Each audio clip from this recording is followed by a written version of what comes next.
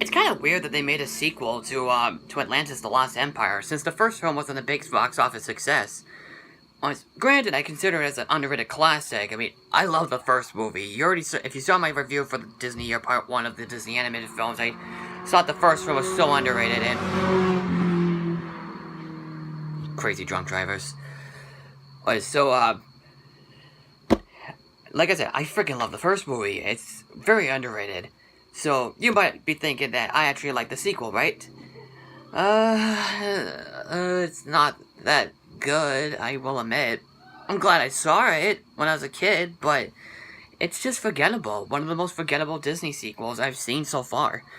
But there's some neat things in it, I guess. So, hey me boy.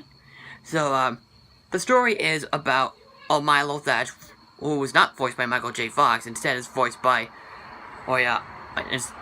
Instead it's voiced by James Arnold Taylor, aka Ratchet from the Ratchet & Clank games. And Danny Phantom, and Dexter Douglas from Freakazoid. So he plays as Milo Thatch in this movie, and he's basically King of Atlantis with Kida, voiced by Cree Summer again. And so later on, his friends from the first film come back to see him because there's some Atlantean stuff going on the surface. So we have. So basically, this is more of a episodes for the Atlantis cartoon, like how Belle's Magical World did. This one does a better job, but it still doesn't mean it's good. Because here's the problems with this movie. So at first, the first part of the film does seem interesting, and it seems good.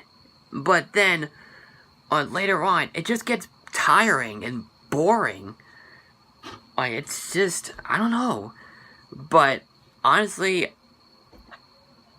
I just don't know what they were trying to do. There are some creativity to this film, but it just needs to be explored more. Plus, some of the jokes are pretty bad, and the animation kind of cheap at times, but it's totally fine. It's decent enough. But also, it kind of feels dumb as well. And yeah, it's definitely one of those films that just feels very pointless to exist. I just don't know why they basically made it.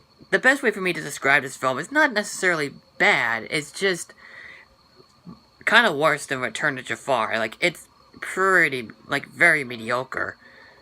With the exception for the first part of the film, which was very good. So... and the ending is good too, but it just feels very slow, kind of rushed, doesn't make any sense.